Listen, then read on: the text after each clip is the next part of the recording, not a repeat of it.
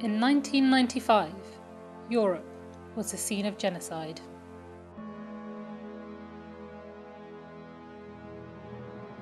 Boga molio da dođe da ubije mene, ali jednostavno nisam smio da ga zovem da me ubije.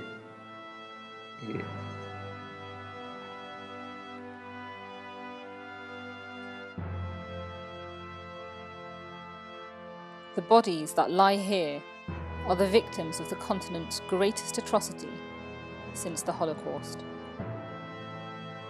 You know, after the Second World War, the whole world said never, never, ever again. But that happened at the heart of Europe. Your mind cannot grasp the fact that somebody would deliberately take another human being, execute them, and then hide their body, and then repeatedly attempt to hide their body. More than 8,000 men and boys were hunted down and murdered, and then buried in secret mass graves. Their remains are still being found today. 2010. godine sam ukopala oba dvoje djece i muža. Mog starijeg sina sam ukopala samo 2 koste od nogu, tako isto i od muža. Mali sin rekli su mi da je kompletno tijelo sam nema lijeve ruke, pola malog prsta. 20 years on, the survivors and eyewitnesses who have returned to Srebrenica warned that the lessons of genocide risk being forgotten. Jer sve više onih koji još uvijek negiraju to što je se desilo.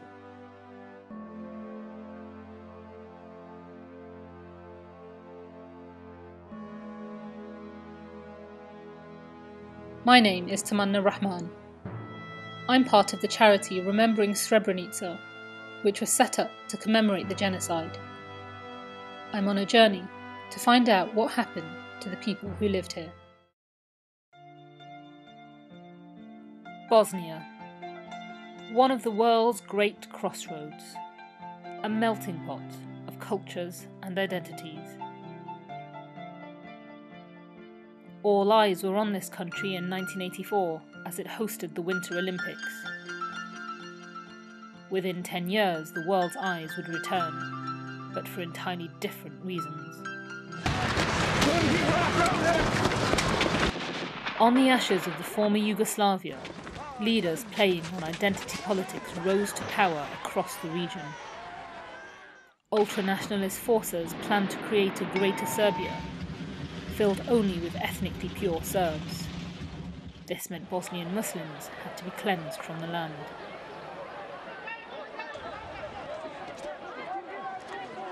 The most powerful military in the region, Serb forces swept to power, sending Muslims and Croats from villages in the north and east to concentration camps and slaughtering thousands of others. This was a battle of empire expansion, dressed up as a battle of faith and ethnicity. By 1995, Serb forces had taken almost every village in eastern Bosnia and flushed them of Muslims. Srebrenica was one of only 3 places that was safe, and so tens of thousands of refugees poured in. The town, declared a UN safe zone, had been under siege for 3 years. During this period, people lived in crowded conditions, and many starved to death. But it wasn't always like this. Hatija Mehmedovic remembers what life was like before the war.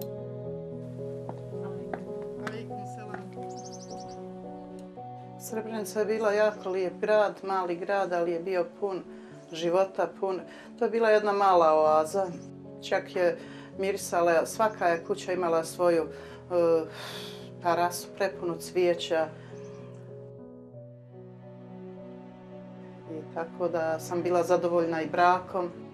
U braku sam dobila 2 djece. Prvoga sina 74. godište Azmira i drugog sina 77. godište Almira. Ja sam mislila mojoj sreći nema kraja. To je sasvim izmijenilo geografsku sliku i Srebrenice, a i čitave Bosne i Hercegovine. And on July 11th, the town fell. As he entered the town, General Ratko Mladic spoke to Serb cameras. I napokon došao je trenutak da se posle bune protiv Dahija Turcima osvetimo na ovom prostoru.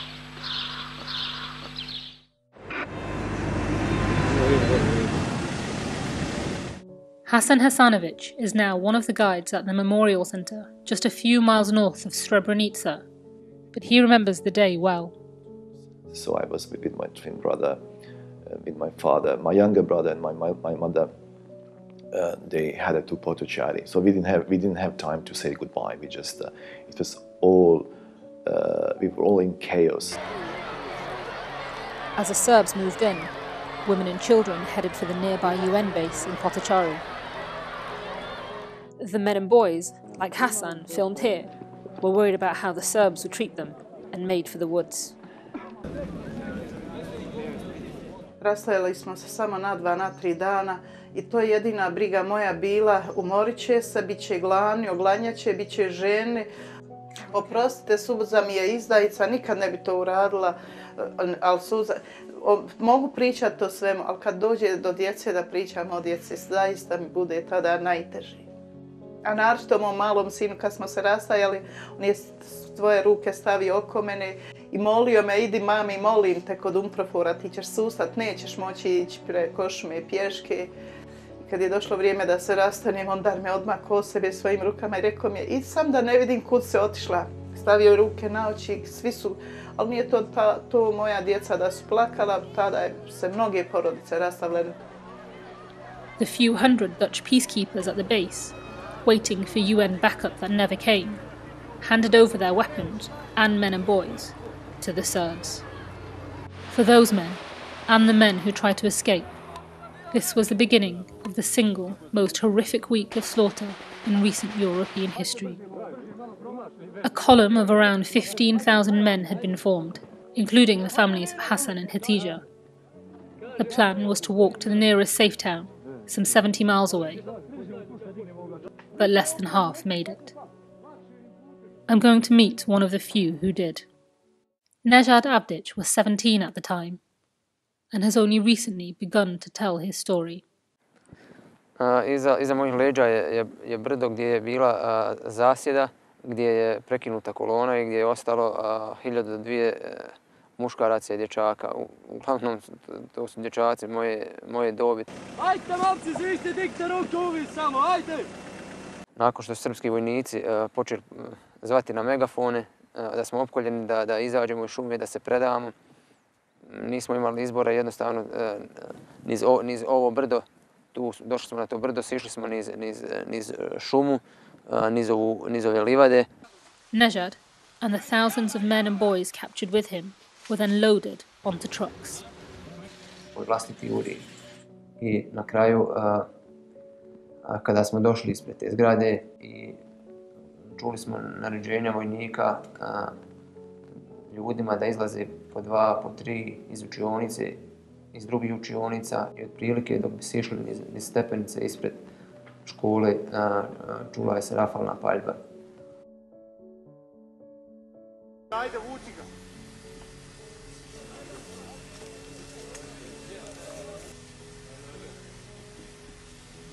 I to je trajalo skoro do ponoći. Oko ponoći je došao red na nas. Počeli smo izlaziti jedan za drugim napolje i iza stepenice ispred ulaza su se vidjeli lijevo i desno gomile mrtvih ljudi, ali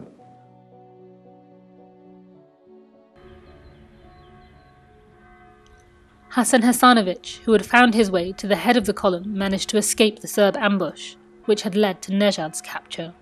I kept pushing forward, and I was constantly pushing forward. I was restless, and I remember just like 7 kilometers afterwards, I heard shooting. Then the bullets were hitting nearby trunks. And on the 15th of July, as we walked, someone said that the Serb soldiers were so close. Then I heard them shouting, out loud, hooray, hooray, like thousands of voices. I really got scared, and I said to myself, today I'm going to die. In the chaos, Hatice's family became separated. Mada su ošli zajedno svi, ali to nije tada u tom vremenu, ja ne znam kako je došlo do toga da budu tako ali eto, slučajno si da je stariji sin i muž bili zajedno, a mali sin bio Baška.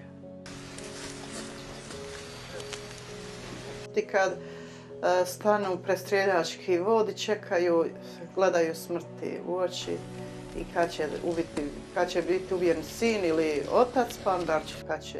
To je bilo jako. Ja mislim da je to bilo nešto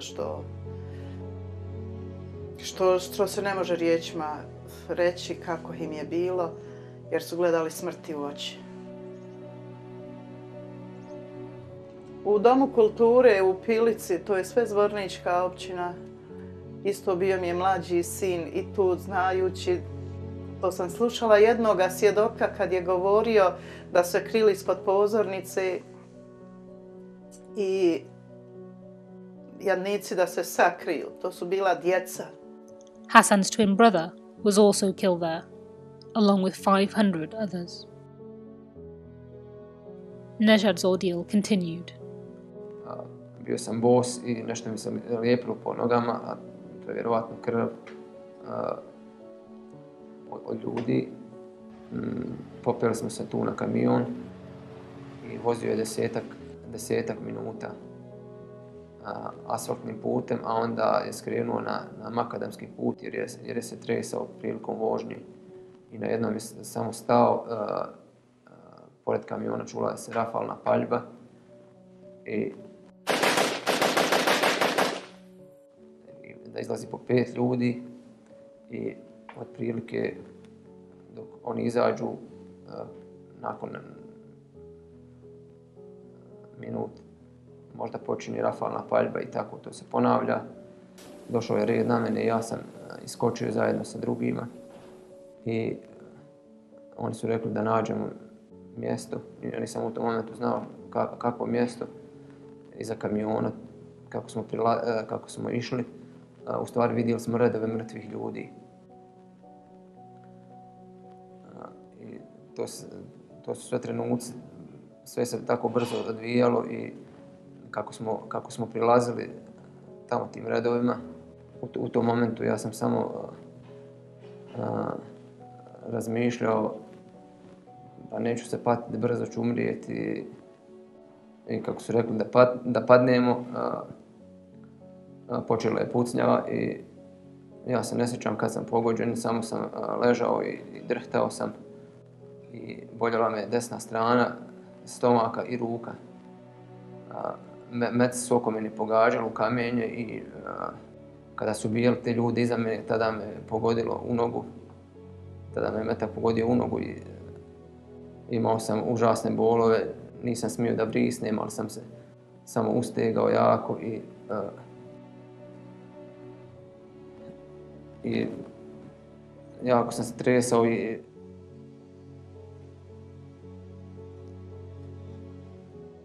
nakon nekog vremena oni završavaju sa ubijanjima i jedan od vojnika se obraća i govori drugom i ovo treba sve pregledati u koga je toplo tijelo, treba mu još po 1 metak u glavu. A on odgovara jebeš i mater, mrtve su. I na jednom samo čizma staje ispred mojih očiju i Boga molio da dođe da ubije mene, ali jednostavno nisam smio da ga zovem da me ubije.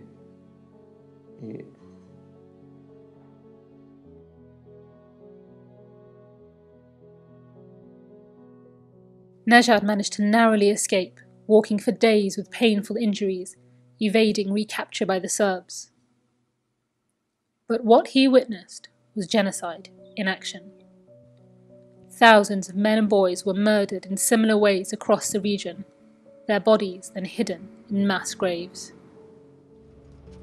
I'm going to the capital Sarajevo to find out what happened next.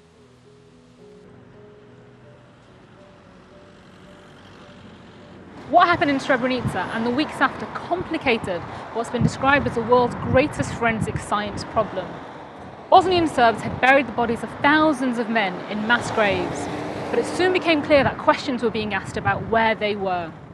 And so began the process of digging up those bodies and reburying them in different locations. And it was the job of the International Commission on Missing Persons to piece together that puzzle. Catherine Bomberger is its director. Your mind cannot grasp the fact that somebody would deliberately take another human being, execute them, and then hide their body, and then repeatedly attempt to hide their bodies. For every single body that we've identified relevant to Srebrenica, we've had to do at least 7 different DNA matches because the bodies are so disarticulated. In a normal case, we may just have one DNA match, for example, because the body is there.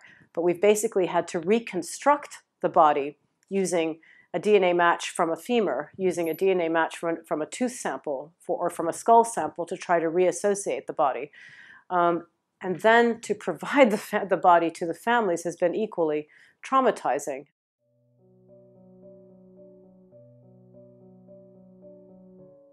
To je ostalo od moga maloga sina. A few toys are all that remain to remind Hatice of her sons. 2010. godine sam ukopala oba dvoje djece i muža. Mog starijeg sina sam ukopala samo 2 koste od nogu, tako isto i od muža. Mali sin, rekli su mi da je kompletno tijelo sam nema od lijeve ruke, pola malog prsta. Nisu bili krivi, samo su bili krivi što se rodili u vjeroispovijesti islamskoj i što se tako zvali, njiha ime ubilo.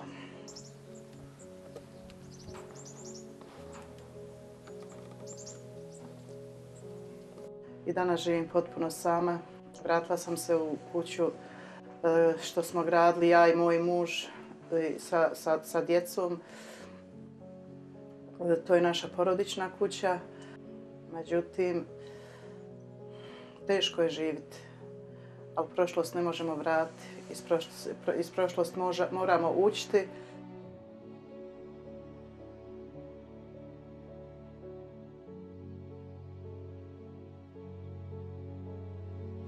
Zašto govorim?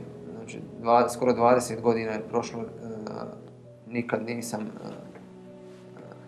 govorio to, uglavnom sam šutao, jer sve je više onih koji još uvijek negiraju to što je se desilo. Srebrenica je data onima koji su počinili genocid i time je rečeno sve. Jednostavno, sutra moje dijete koje će ići ovdje u školu, nadam se, o tome neće ništa moći naučiti. Ali situacija nije baš jednostavna i veliki je izazov živjeti ovdje. The international community had waited and watched the Bosnian war for years before taking action. But it was the murder of more than 8,000 men and boys that spurred them to find an end to the conflict.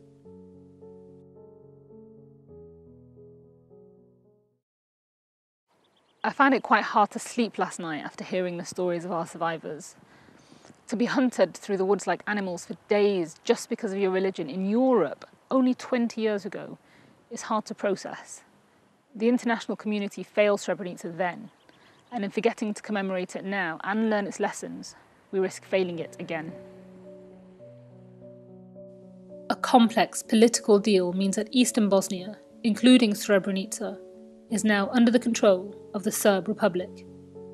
It's a fragile peace, and for all sides, a raw subject. It's estimated that around 100,000 people died in total in more than 3 years of war. But Srebrenica is the sorest spot. It's taken years for the country to come to terms with what happened, but they are beginning to do so. Here in central Sarajevo, photographer Tarek Samara has spent more than a decade collecting the names and photographs of those who were killed. Kad sam odlazio u istočnu Bosnu, dok sam prolazio pored tijela, bio informiran i bio sam svjedok, ali i da sam bio obavezan, da sam imao obavezu da svoje fotografije radi istine podijelim u svijetu. Danas, 20 godina poslije, kada živimo u vremenu i svjedočimo jednom vremenu ksenofobije, antisemitizma i islamofobije, govorimo o novim ratovima, mislim da je potrebno otvarati pitanja, otvarati dijaloge, razgovarati, educirati mlade ljude. At the gallery is a group from the UK, which the charity Remembering Srebrenica has brought over. I feel emotional about it. I can't imagine the fear that these people felt. What struck me is how recent it was. You know, these are things that happened well in our lifetime. I'm thinking, where was I when this was going on? Yes. And I was working out roughly where I would have been, and it didn't touch me at all. And yet, I think in school we do Holocaust really well. Yes, we do. And this is something that's just gone right under the radar. Yes. And we need to do it a lot more. As a member of the human race, you actually look at it and you actually think to yourself, that could have, if we were born in the wrong country, behind the wrong line, that could have been us. Believe me, what happened in Bosnia can happen anywhere. It can happen even in your country if you let wrong individuals to get in power. So that is why this story is very important. Srebrenica, crna rupa čovječanstva, to je jedna velika mrlja ostala. A svako zlo treba u startu zaustaviti, jer zlo, nacionalizam, fašizam, to se širi kao korov. Svi jednaka prava da uče jednostavno i o onim stvarima koje su stvarno desile, a ne samo da se stvaraju nove generacije koje izlaze pune mržnje i... More than anything, the story of Srebrenica is a powerful reminder of what happens when hatred is allowed to grow without check. In a world where tensions over ethnicity and religion seem to be on the rise, we must continually remind ourselves of stories like this to ensure they never happen again.